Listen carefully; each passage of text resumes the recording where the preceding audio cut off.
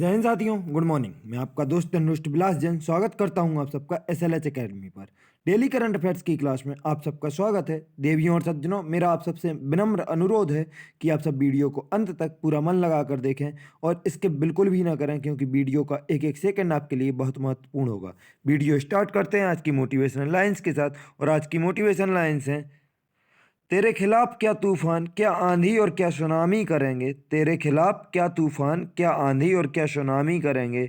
आज बाधा बन के जो खड़े हैं, कल तुझे सलामी करेंगे। दोस्तों, देखते हैं आज का पहला प्रश्न। पहला प्रश्न देखने से पहले आपसे अनुरोध है कि अगर वीडियो आपको पसंद आए तो प्लीज़ वीडियो को लाइक करें, कमेंट करें, शेयर करें और चैनल को सब्सक्राइब करना बिल्कुल भी ना भूलें। देखते हैं आज का पहला प्रश्न। और आज का पहला प्रश्न है: टाटा ने निम्न में से किस कंपनी में 68% हिस्सेदारी खरीदने का समझौता किया है। आपके ऑप्शन हैं: ए टिकटॉक, बी ओरेकल, सी अमेजन और डी बिग बास्केट। दोस्तों, आपको बता दें कि टाटा ने निम्न में से बिग बास्केट कंपनी में 68% हिस्सेदारी खरीदने का समझौता किया है। दोस्तों, टाटा समूह भारत में तेजी से बढ़ते ई कारोबार खंड में विस्तार के प्रयास के तहत यह अधिग्रहण कर रहा है। बिग बास्केट साल 2011 में अस्तित्व में आई थी। फिलहाल यह भारत के 25 शहरों में कारोबार करती है।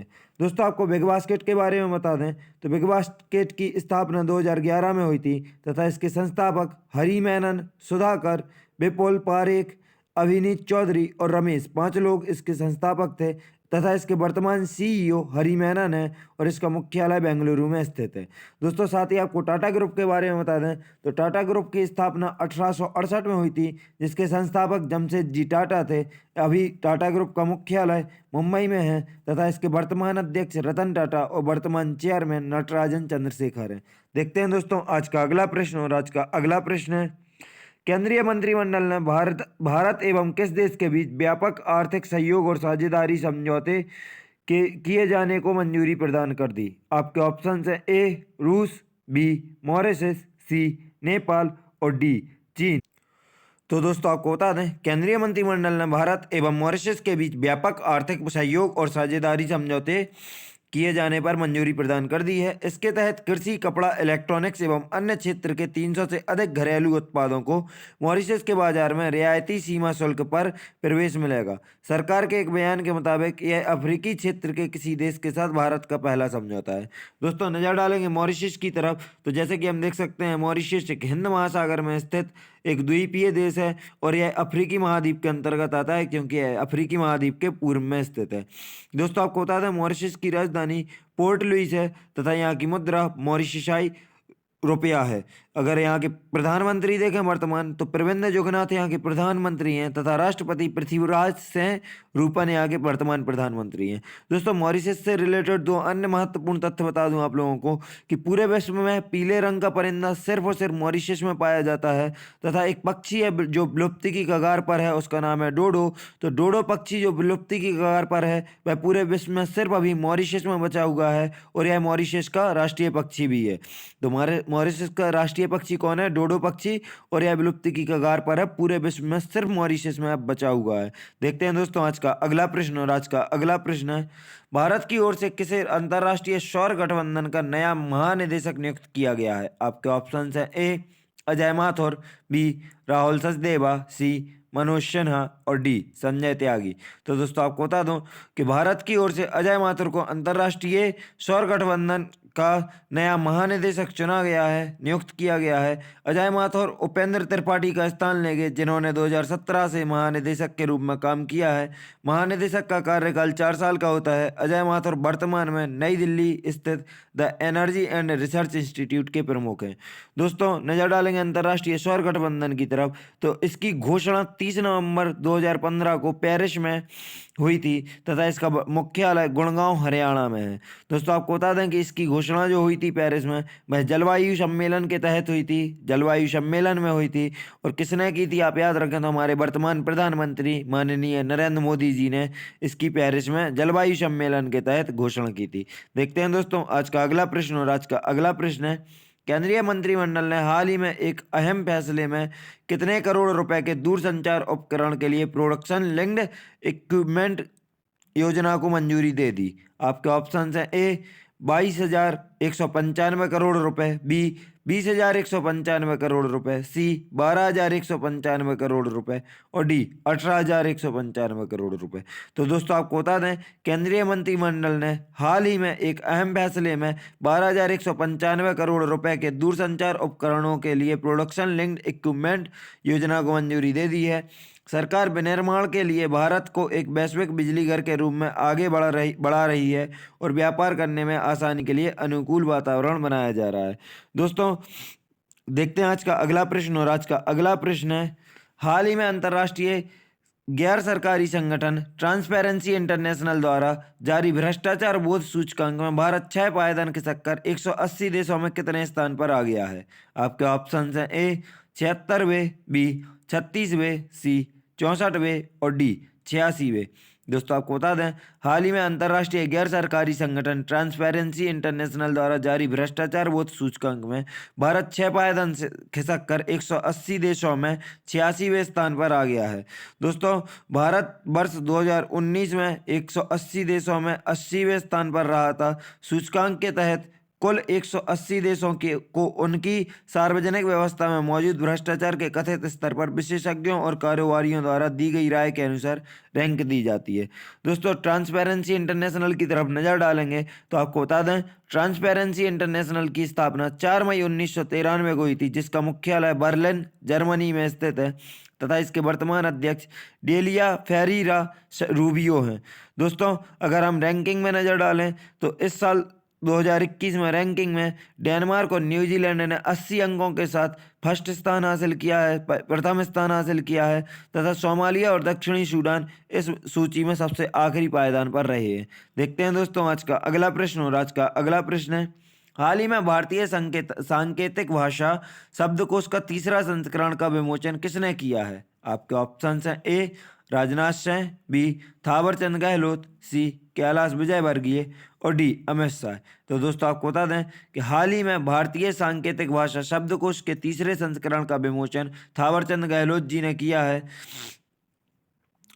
ISL डिक्शनरी की तीसरी संस्करण में कुल 10,000 शब्द हैं। इनमें शब्दकोश के पहले और दूसरे संस्करण के 6,000 शब्द शामिल हैं। शब्दकोश को भारतीय सांकेतिक भाषा अनुसंधान और प्रशिक्षण केंद्र द्वारा विकसित किया गया है, जो सामाजिक न्याय और सशक्तिकरण मंत्रालय के विकलांग व्यक्तियों के सशक्तिकरण विभाग के तहत एक स्वायत्त संस्थान है। ISL डिक्शनरी का पहला संस्करण, याद रखें दोस्तों यह तारीख बहुत महत्वपूर्ण है आपके लिए, कि ISL डिक्शनरी का पहला संस्करण 23 मार्च 2018 को 3,000 शब्दों के साथ लॉन्च किया गया था। दूसरा संस्करण 27 फरवरी 2019 को 6,000 शब्दों में, जिनमें पहले 3,000 शब्द भी शामिल थे, के साथ लॉन्च किया गया था। और तीसरा हाल ही में लॉन्च किया गया है, जिसमें 10,000 शब्द हैं, जिसमें 6,000 पुराने और 4,000 नए शब्द शामिल हैं। देखते हैं दोस्तों आज का अगला प्रश्न, और आज का अगला प्रश्न है, हाल ही में किसे Skoch chief minister of the year पुरस्कार से सम्मानित किया गया है? आपके ऑप्शन हैं A Shivraj Singh Chouhan, B Yogi Adityanath, C YS Jaganmohan Reddy और डी अरविंद केजरीवाल। तो दोस्तों आपको बता दें कि हाल ही में YS जगनमोहन रेड्डी को chief minister of the year पुरस्कार से सम्मानित किया गया है। यह पुरस्कार आंध्र प्रदेश के तड़ेपल्ली में व्यक्तिगत रूप से अध्यक्ष स्कॉच समूह समीर कोचर द्वारा CM को प्रदान किया गया है। पुरस्कार चयन विभिन्न राज्यों में परियोजना स्तरीय परिणामों के अध्ययन पर आधारित।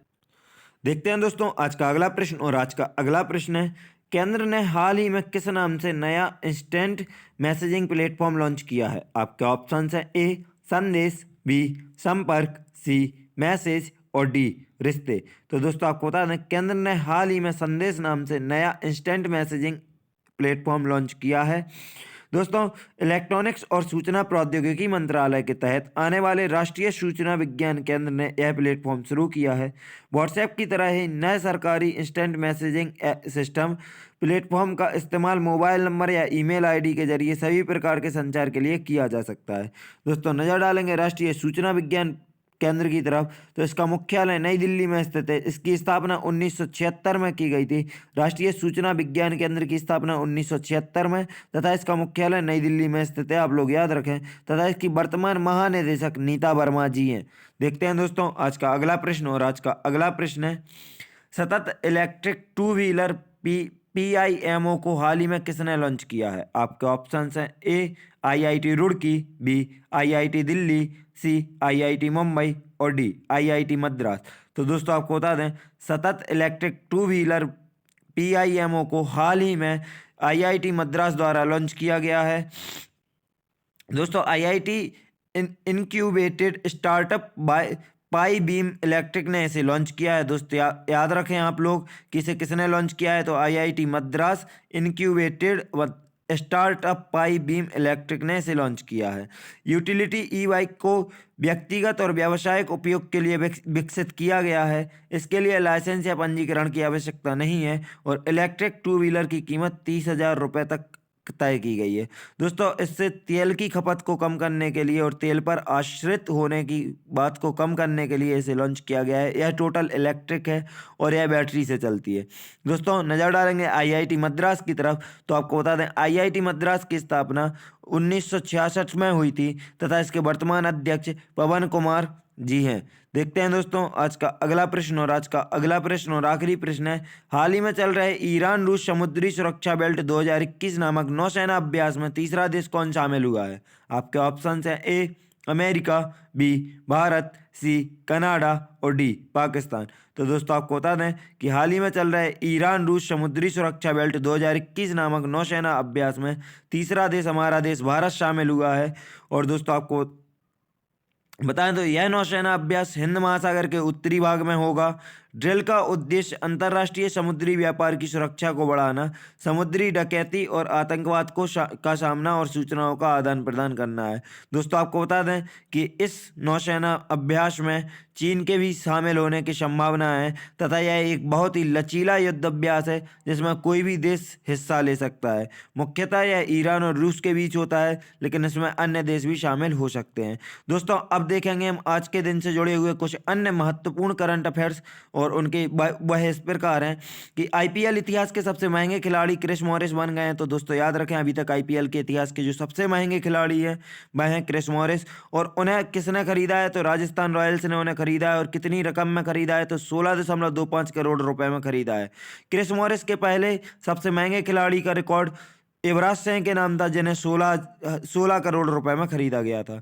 दोस्तों दूसरी खबर है कि झारखंड और बिहार के पूर्व राज्यपाल M राम जोइस का निधन हो गया है। दोस्तों तो आप याद रखें कि M राम जोइस का निधन हुआ है। वह एक राजनेता थे या पूर्व राज्यपाल थे, और किस राज्य के थे, तो झारखंड और बिहार के थे। क्वेश्चन ऐसे ही बनेगा। तीसरा, हाल ही में रिजर्व बैंक ऑफ इंडिया ने हाल ही में अजय पीरामल ग्रुप को दीवान हाउसिंग फाइनेंस के अधिग्रहण की मंजूरी दे दी है।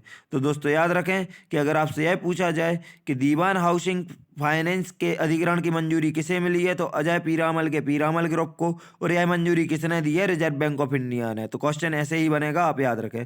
और लास्ट है कि अभिनेता के मेनन को Dada Saheb Phalke international film festival awards के तहत मोस्ट वर्सेटाइल एक्टर के खिताब से सम्मानित किया गया है। तो दोस्तों याद रखें क्वेश्चन यही होगा कि Dada Saheb Phalke international film festival awards के तहत मोस्ट वर्सेटाइल एक्टर के खिताब से सम्मानित किसे किया गया है, और उसका उत्तर होगा आपका अभिनेता के मेनन। और आज हमारी वीडियो यहीं समाप्त होती है। अगर आपको वीडियो पसंद आई हो तो प्लीज़ वीडियो को लाइक करें, कमेंट करें, शेयर करें और चैनल को सब्सक्राइब करना बिल्कुल भी ना भूलें। अगर आप हमारी टीम से फेसबुक, इंस्टाग्राम या टेलीग्राम पर जुड़ना चाहते हैं तो आप डिस्क्रिप्शन बॉक्स से लिंक द्वारा जुड़ सकते हैं। और अगर आपको इस क्लास की PDF चाहिए तो आप हमारे टेलीग्राम ग्रुप SLH अकेडमी से इसकी PDF ले सकते हैं। वीडियो को अंत तक देखने के लिए आप सबका धन्यवाद। आपका दिन मंगलमय हो। जय हिंद, जय भारत।